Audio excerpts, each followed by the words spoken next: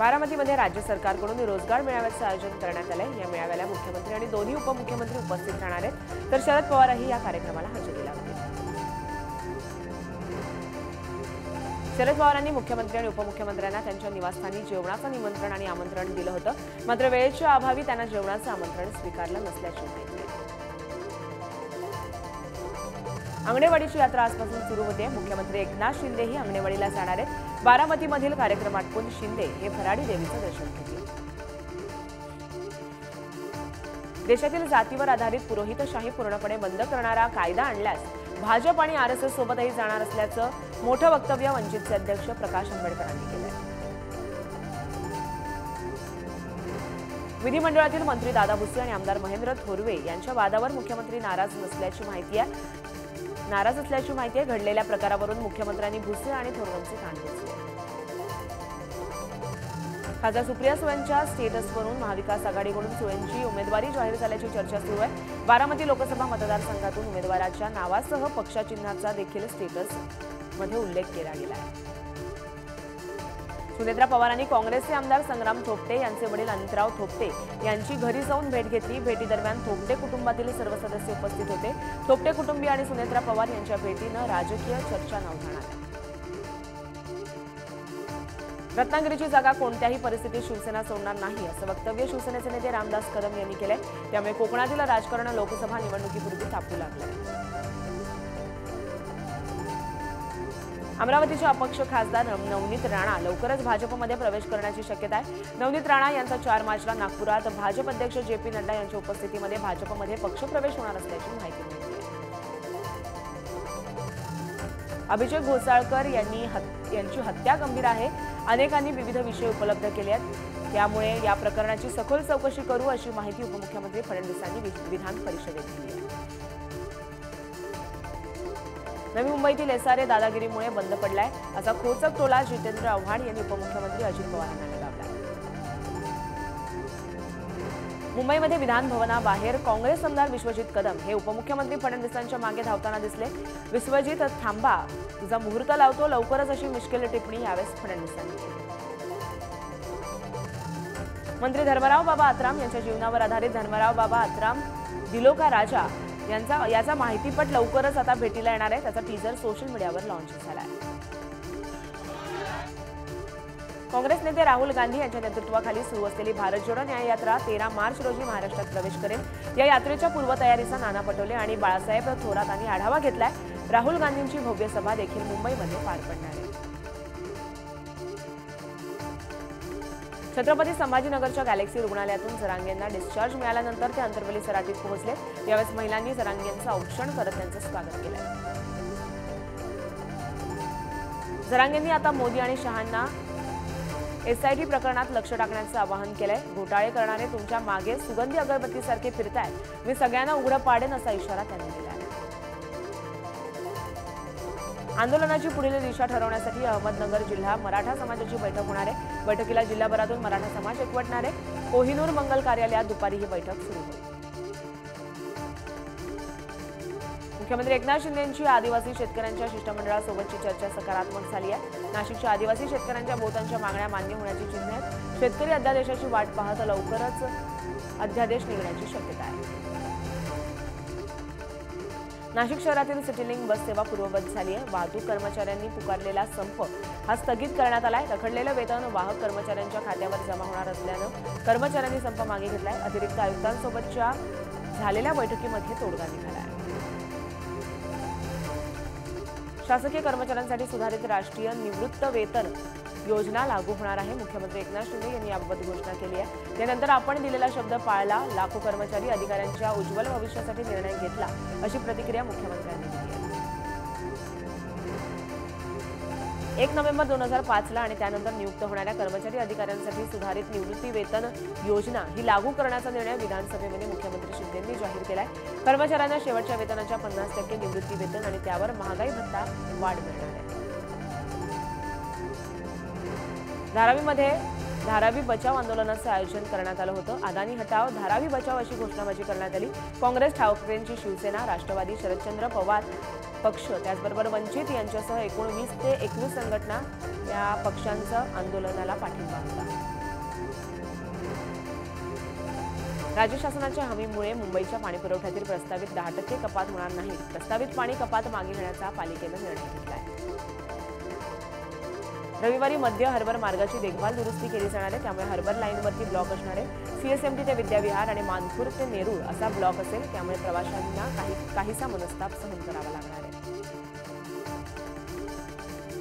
कल्याण कसारा दरम्यान आज रात्री पॉवर ब्लॉक घेतला जाणार आहे. लोकल मेल एक्सप्रेसच्या वाहतुकीत यामुळे बदल करण्यात आलाय.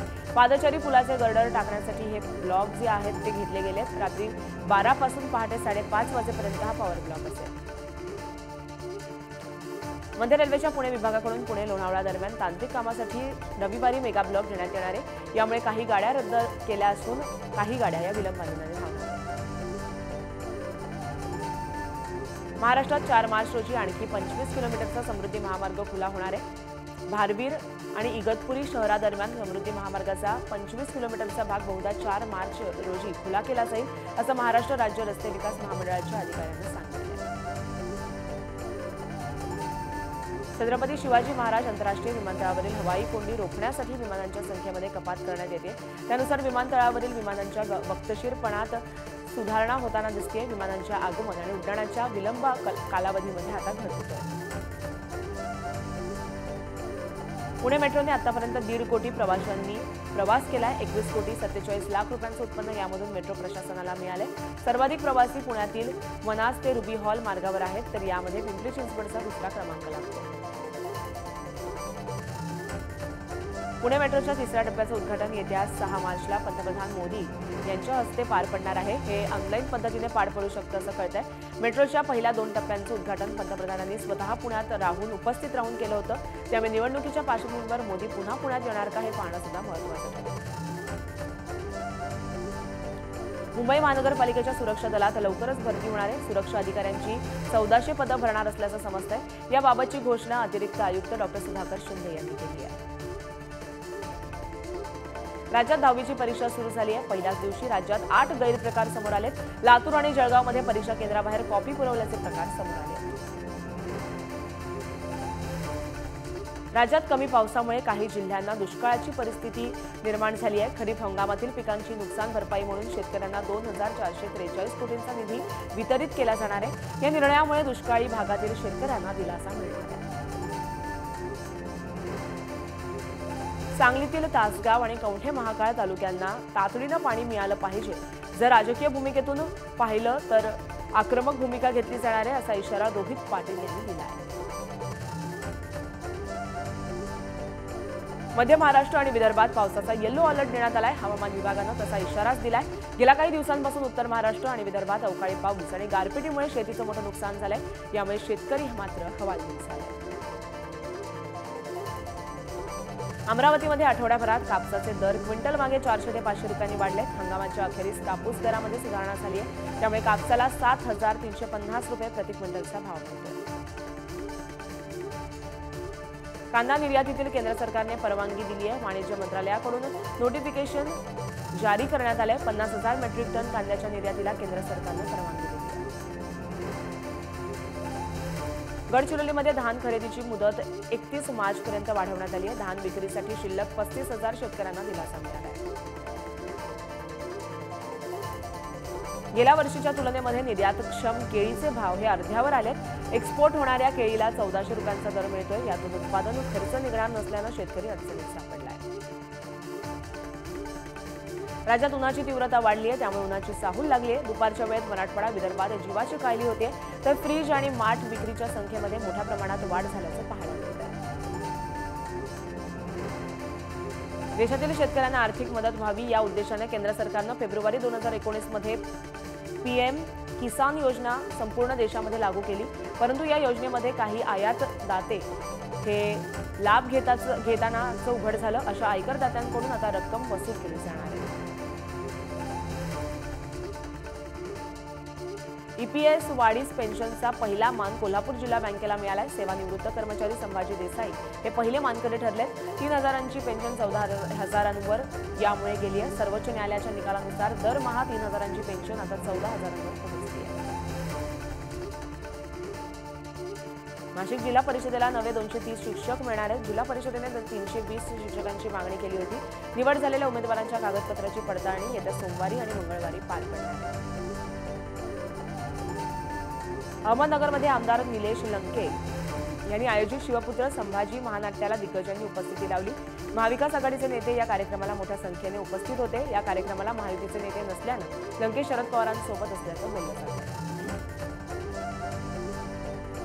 ज्योतिबा देवस्थानाचं स्वतंत्र प्राधिकरण स्थापन करण्यात येणार असल्याची घोषणा अजित पवार यांनी विधानसभेत केली आहे. ज्योतिबाला येणाऱ्या भाविकांची संख्या लाखोंच्या घरात आहे. त्यामुळे स्वतंत्र प्राधिकरण स्थापन केल्यानंतर लाखो भाविकांची सोय होणार आहे. संभाजी भिडे यांना पोलीस संरक्षण द्या अशी मागणी श्री शिव प्रतिष्ठानानं केली आहे. सांगलीच्या पोलीस अधीक्षकांकडे ही मागणी करण्यात आली आहे. भिडेंवर हल्ला करण्याचा प्रयत्न झाल्यास जशास तसं उत्तर देण्यात येईल असा इशाराही संघटनेनं दिला आहे. गडचिरोलीमध्ये प्रचंड उत्साह आणि मंगलमय वातावरणात मार्कंडेश्वर मंदिराच्या कामाला सुरुवात झाली आहे. हे एक पवित्र श्रद्धास्थान आहे. मंदिराच्या जीर्णोद्धारासाठी मुरलीधर महाराज यांनी उपोषण सुरू केलं होतं. आज जीर्णोद्धार सुरू झाल्यानं उपोषण त्यांचं सुटलंय. त्यामुळे मार्कंडेश्वराच्या भक्तांमध्ये उत्साहाचं वातावरण पाहायला मिळतंय. अंबरनाथच्या शिवमंदिर आर्ट फेस्टिवलमध्ये अयोध्येच्या राम मंदिराची प्रतिकृती उभारण्यात आली. या मंदिरात प्रभू श्रीरामाची सुंदर मूर्ती देखील स्थापित करण्यात आली. परिसरात 90 फूट राम मंदिराची प्रतिकृती तयार करण्यात आली. मूर्ती भक्तांना आकर्षणाचं केंद्र ठरली आहे. नंदुरबार शहराचा झपाट्याने विकास होतोय. शहराच्या आजूबाजूच्या वसाहती वाढतायत. वसाहतींमध्ये मूलभूत सुविधांच्या अभावी नागरिकांना प्रचंड त्रास सहन करावा लागतोय. रस्त्यांची सुविधा नसल्यानं नागरिकांना मोठ्या मनस्तापाला सामोरं जावं लागतंय. अंबरनाथमध्ये डॉक्टर श्रीकांत शिंदे फाउंडेशन शिवमंदिर आर्ट फेस्टिवलला कार्यक्रम आयोजित करण्यात आला. कार्यक्रमाचा दुसरा दिवस गायिका साधना सरगम आणि गायक अभिजित भट्टाचार्य यांच्या सदाबहार गाण्यांनी संस्मरणीय ठरलाय. कार्यक्रमाला प्रेक्षकांकडून चांगलीच दाद मिळाली आहे. फार्मर कप 2023चा निकाल हा जाहीर झालाय. उत्कृष्ट कामगिरी केल्याबद्दल नंदुरबार तालुक्यातील क्रांतिज्योती सावित्रीबाई फुले महिला शेतकरी गट प्रथम आलाय.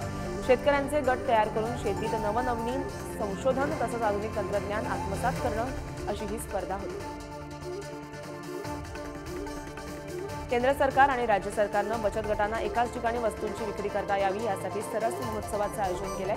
यासाठी जिल्हा परिषदेकडून आयोजन करण्यात आलंय. यामुळे महिला बचत गटांना मोठा फायदा झाला.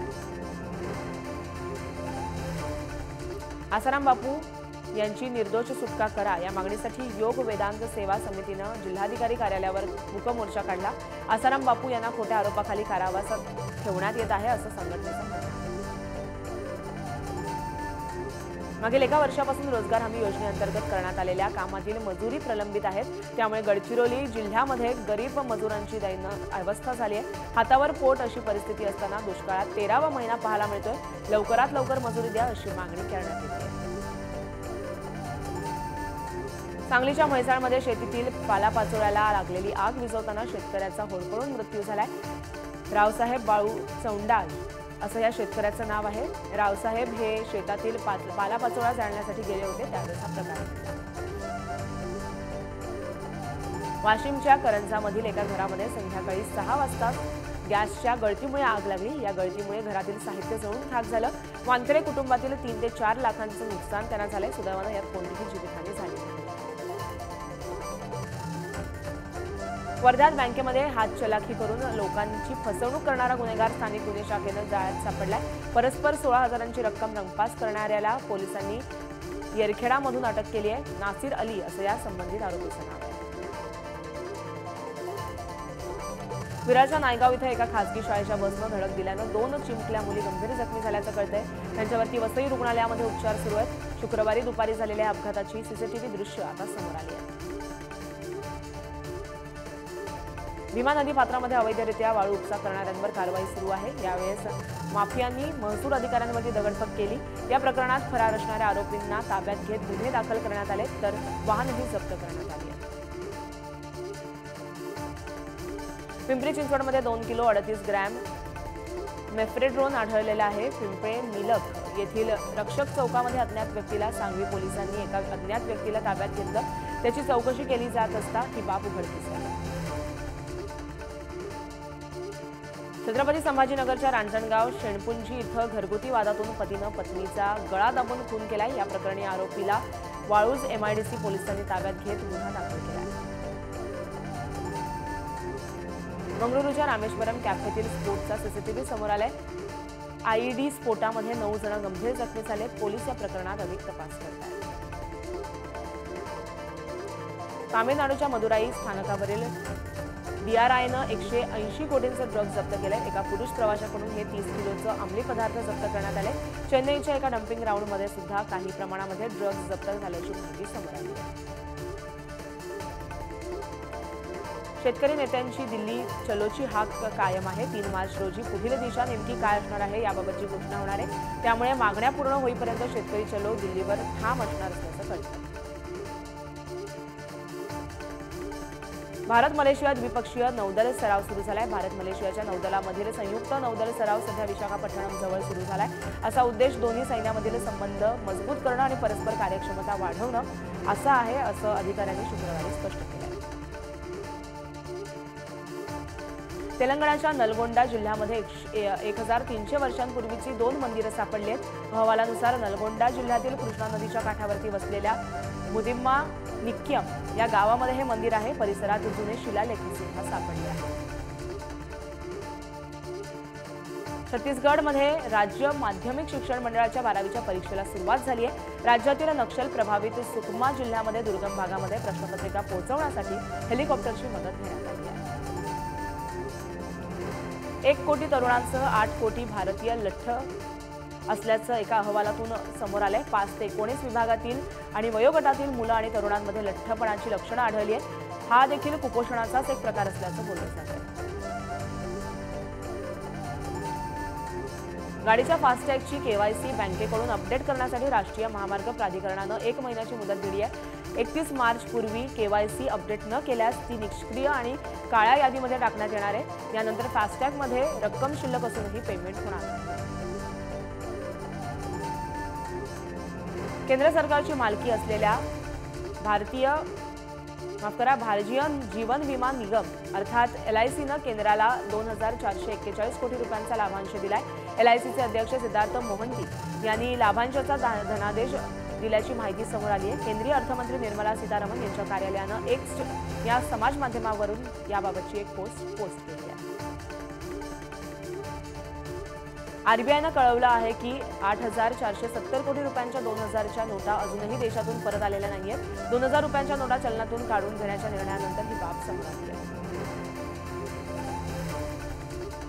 वस्तू आणि सेवा कर संकलन फेब्रुवारीमध्ये वार्षिक 12.5% वाढले। वित्त मंत्रालयानं शुक्रवारी जारी केलेल्या आकडेवारीनुसार ही बाब समोर आली आहे। ही वाढ प्रामुख्याने देशांतर्गत व्यवहारातून झालेली आहे। पेटीएमवर पुन्हा कारवाई करण्यात आली आहे। मनी लॉन्ड्रिंग प्रकरणी पेटीएम पेमेंट बँकेला 5.49 कोटी रुपयांचा दंड ठोठावण्यात आल्याची माहिती अर्थ मंत्रालयानं दिली आहे। मनी लॉन्ड्रिंग नियमांचं उल्लंघन केल्याबद्दल ही कारवाई करण्यात आली आहे। 1 जूनपासून सुरू होणाऱ्या T20 वर्ल्ड कप स्पर्धेबाबत महत्त्वाच्या अपडेट समोर आल्या आहेत। वेस्ट इंडिज आणि अमेरिका यांच्या संयुक्त विद्यमाने वर्ल्ड कप स्पर्धेचं आयोजन करण्यात येणार आहे। 9 वेगवेगळ्या शहरांमध्ये 55 सामने होणार असल्याची माहिती मिळते। अबुधाबीमधील हिंदू मंदिर आज लोकांसाठी खुलं होणार आहे। ही घोषणा करताना भारतीय राजदूत संजय सुधीर यांनी भारत UAE संबंधाचं कौतुक केलं।